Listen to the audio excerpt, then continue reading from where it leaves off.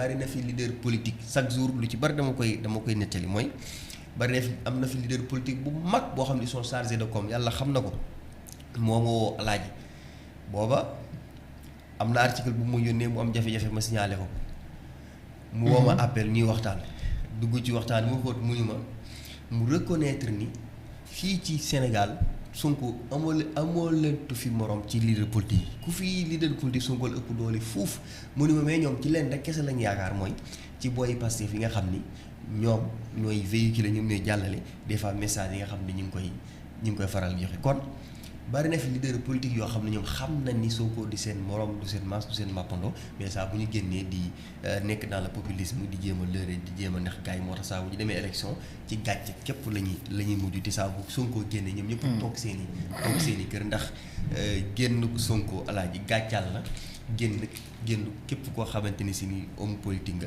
fii ci Sénégal te lii xewaat tey ci Louga daf koy wane Daara Jolof nag moom bis bu ñu ci àggee moo xam naa ne ak gars yi ni ñu ëmbalee yiw El Malick Ndiaye. naa ni foofu moom beneen affaire la nar doon. mais est-ce que ci Daara Jolof googu laay ñëw est-ce que Aly Ngouille Ndiaye nekkul ci menace jamono jii ak Linguère ak li ko wër ku ne xam na ne kenn mësu ko mën a foqati ci loxoom ak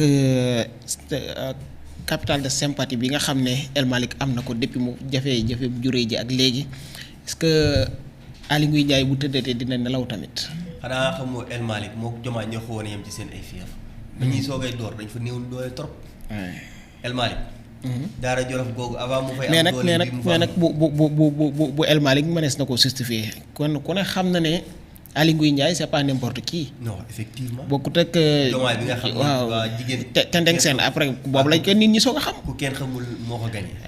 Aly Ngouille Ndiaye occupé na fi poste bu ne ci régime Macky Sall dama exemple rek wala mu méngale ko Louga kon boobu nga xam ni foofu ay leader politique yu gars yi xam ña nga fa ba pare bu ñu fàtte également itam El Malick bi combat bi di tar lu yàgg-yàgg takkoon nañ ko bracelet nga xam ni toog na ay lu yàgg mënta dem seen dëkk mënta dem Daara Jolof mënta dem Linguère nga xam ni bi muy retourné foofu dafa def benn retour bu am solo ci foofu léegi boo xoolee presque moom ak waa Louga ñoo xaw a yam kaa mooy que ni dañu nekk ci zone yoo xam ni dafa am ay leader politique yu am doole. yoo xam ni dañu fa nekk ñu bokkandoo ko ñoom teg yaakaar naa ni Aly Ngouille Ndiaye comme ni nga ko waxee jamono boobu moom moo teg tànk foofu ci Linguère. mais nag entre temps yëf yi dafa évoluer est-ce que xam nga bari na mouvement yi nekk foofee ci Linguère. mouvement yu bari nag laa lay wax. ak yenn ci ay partis politiques ñëw nañu fusionné ak Pastef bu Linguère alaay maanaam tey ñu ci bare El Malick récupéré na leen ba ñoom dikk nañu adhéré ci li nga xam ne moo di ci projet bi mu nekk loo xam ni lu am solo léegi nag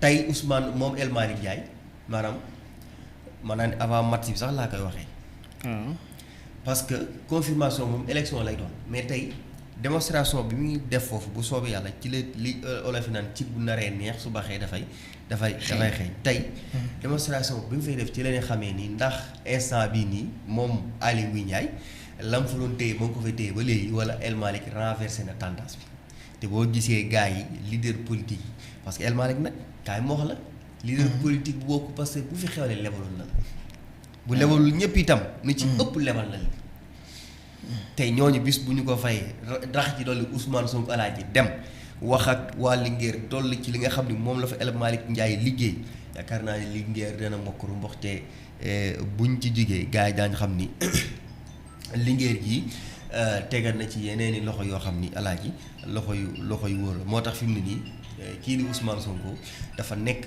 di waaj parce que nag xam na ni élection du la ñuy waajal benn fan du la ñuy waajal ñaari fan mais dañu koy waaj ci ay at yoo xam ni mooy waral saa bu yëfi dikkee mu mën a yomb ci yow comme ni élève bi di waajale ay examen rek te loolu ci la nekk jamono ji ni mu nekk nag loo xam ni vraiment lu am solo te loolu ñi nga ngir yàlla ñi nga xam ne ay opposants lañ nañu dem sur le terrain ñu def comme Ousmane Sonko li Abdou Diouf doon wax jàkk jaa ngi ni ku mën a noddukaay nga noddu kenn terewu ko kenn politique affaire de gentleman la nañu bàyyi xastante beeg saagante beeg boddikonte beeg wax yu ñaaw yi te ñu dem bu fekkente ni am nañu programme am discours ñu dem wax ak askan bi jaay leen seen programme lii mooy politique mais koo xam ni toujours yaa ngi nekk ci ay débat de personne saa bu ñu waxee jàppale élection sax gars yi jóg yenn soi-disant pas yi naan moo il faut ñuy waxtaan concerté wu lu ñu jàpp élection lu ci concertation bu teg lan lañ ciy waxtaan rek lan lañ ci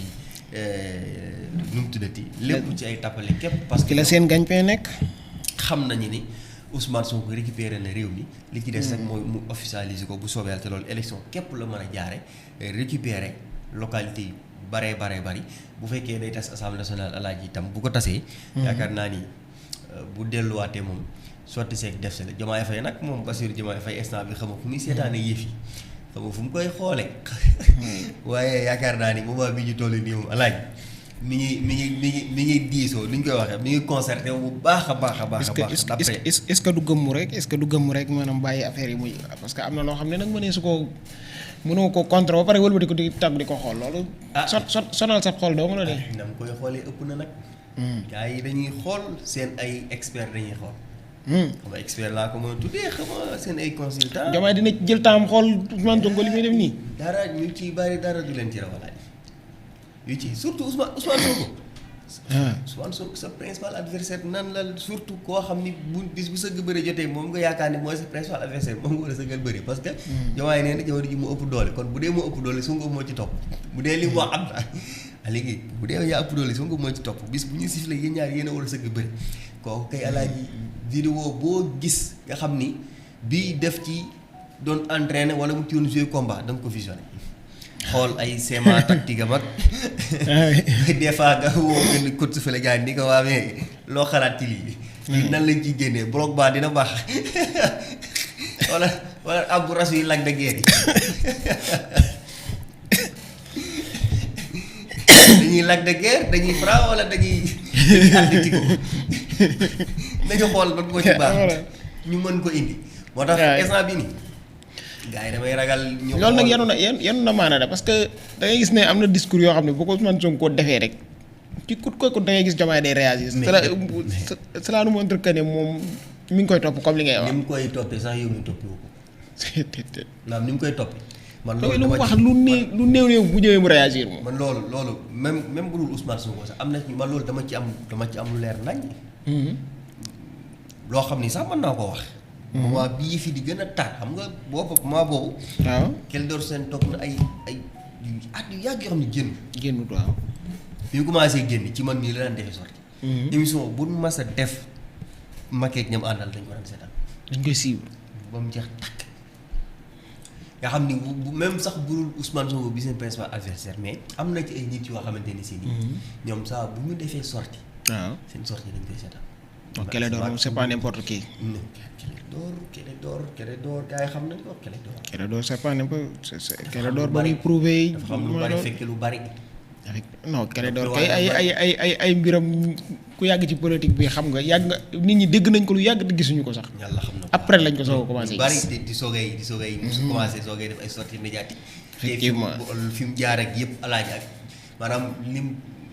da cee am loo xam ne mënee su koo wax. waaw c'est privé c'est privé. mais ku jàmbaar la nag yàlla xam ne ku jàmbaar la ku jaar fu bari ku jaar fu metti mais. day xam ne ku résilient la. te ku am foi la ku am mentalité la moo tax mu dellusiwaat. moo tax mu mais jaar na fu léegi nag ku mel noonu. non am na yuñ ko doon tuddee ñi ñu ko doon tuddandool ñëpp moom kese nga ciy gis suñ ko nii. moom kese. waaw kese te nag mu nekk di def liggéey bu am solo. loo xam ne mën naa koo seede. Sénégalais yi mu ngi leen di jariñ loo xamante ni si nii xëy na. ñu baree bari xamuñu ko mais mi ngi def liggéey bu am solo bu mucc ay boo xamante ni si nii tey mais moment boobu saa bu daan génn gars yi dañu gën a seetaan asama ak Ousmane Sonko bi nga xam ne alaaji moom mooy instant bi moom moo tere nelaw gars yi. fi mu ne nii kay waxuma la moom mais gars yi ñoom ñëpp brede yëpp ñu toog kenn ku nekk di xool. naan mais nguur si fan lañ ko li waay naan kii ko fu ko ndaanaan di jaar. gars yi naan la xamuñu ko loolu lu leer laa lay wax kenn ku ne yaa ngi toog naan mais kii fan la ko ndaanaan di jaar. ñu ngi ut ay schéma yi ñuy teg di xool planifier. mënuñu fexe ba ñëpp fi mu ne nii moom fi mu ne nii moom léegi rek booy xalaatam booy conseiller ministre lan la war a wax la war a wax Diomaye. lu war a teg ci loxoom. ah lépp moog Diomaye far di. bu demee li muy toog ci loxo Diomaye. en tout cas xaw ma mu nekk beneen Diomaye boo xam ne liggéeyee ko ñor de mais bu fekkee Diomaye boo xam ne pratique bu Macky Sall yi la ñuy gis ci moom Macky Sall moom lijjantiwul yu mel nii. xam nga moom nee ko politigal rek moom boo koy politigal moom garaawul. Ousmane Sonko yàlla da koo may. yàlla da koo may mu am ay militants yoo xam ne xoolal. du ñu xeex du ñu xuloo du ñu saaga mais am nañu ay armes yoo xam ne ku ñu ko séqal. nga daw wàcc leen fa. dañu mën bis. saa bu seen leader génnee ñu siggil ko ci ay kanamu ndaw li yépp waaye mais dañuy siggil seen leader sax ba siggil ko foo xam ne Ousmane Sonko nekku fa. waaye mooy phénomène sonkorisation yi nga gis. waaw. xam nga Mimi Touré moo njëkk a teggi nattoom. waaw Kaolack. Balla Moussa Fodé la gars yi sonkorisé ba mu ñibbi dafa rëbb. dafa ndax fakkastalu daanu rëbb. ndax ñàkk xam fu muy ñàkk xam fu muy. c'est stade bu Diourbel.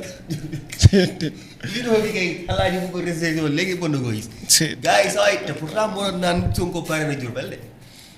wax na ko. mais moom ak xamat booy jonn boobu mooy Baye Fallou Baye Fallou mu ci Baye Sall. Aline Dione. Aline Dione waaw ministre Aline Dione.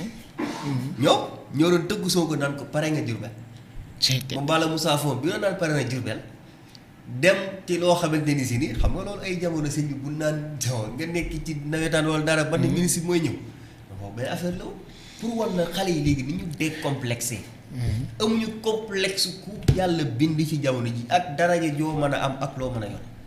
nga ñëw en tant que ministre de la république ñëw pour soutenir leen ci li ñuy def. du war ni la ñu gëm ñu la ndax ci ay tappale nga nekk ci ay caaxaan. yuuxoo la. wax la ki ñu gëm sonkorisé la ba ngay ñibbi yow. waaw boobu ma la ñàkk xam fooy jaar mais da ngaa kërëf këlëf ba daanu tërëf. gars yi jagat la yëkkati sëñ bi nga. nga jóg nga dem toog di xiir nga jóg jàllaale. pour wax la que ni maanaam nit gis nga doomu aadama. ngor mënoo koo jaay ba pare maanaam ngor sax mi ngi naan kenn du ko jaay kenn du ko am di ko jaay. mais daf ci am loo xam ne bu jugee ci yow dara dootu ko des. te mooy ngor ak dignité ñoom nag dañuy jaay seen ngor jaay seen dignité mu Balla Moussa Fodé moom naka jekk moom dafa mas a nekk koo xam ne ku fóo la moom ndeysaan.